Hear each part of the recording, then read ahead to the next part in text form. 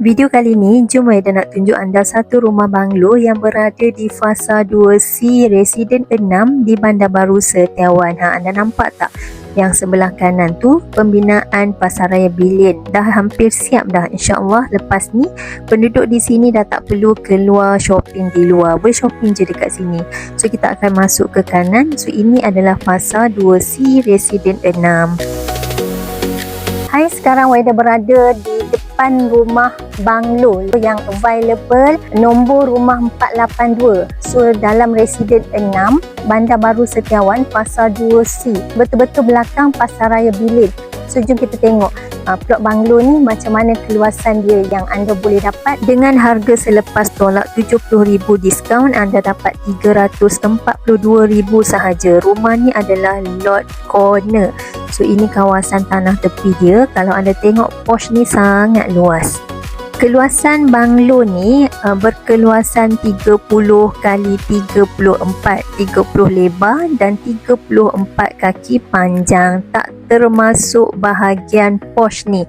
Kalau anda tengok kawasan porch ni, boleh muat 3 biji kereta.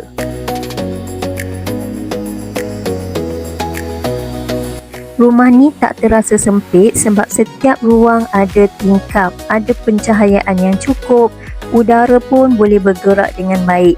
Rumah yang baik pengaliran udara akan buat kita rasa lebih nyaman dan tak terasa panas.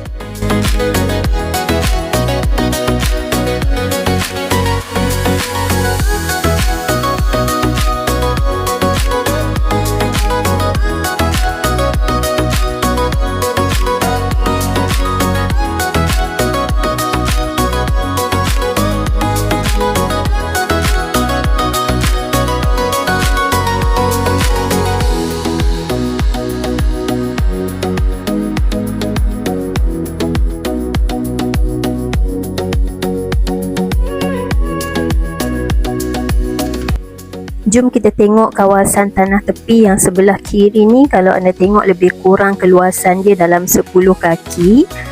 Belakang pun masih ada tanah. Kemudian untuk di sebelah kanan ni, dia corner lot, jadi dia punya tanah tu lebih besar sikit dan ada teres juga.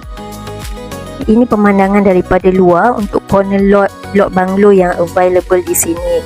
Untuk makluman anda juga, sebenarnya plot ni berhampiran sahaja dengan taman permainan, iaitu kawasan lapang. So anak-anak boleh beriadah dalam kawasan lapang ni. Menariknya lagi, fasa ini betul-betul berhadapan sahaja dengan rumah kelab yang di dalam ni ada pelbagai fasiliti elit, termasuk gym, taman tema air kanak-kanak serta kolam renang bersaiz olimpik yang anda boleh bawa keluarga anda datang mandi sini sampai waktu malam. Kemudian sebelah ni juga ada tempat untuk anda makan-makan.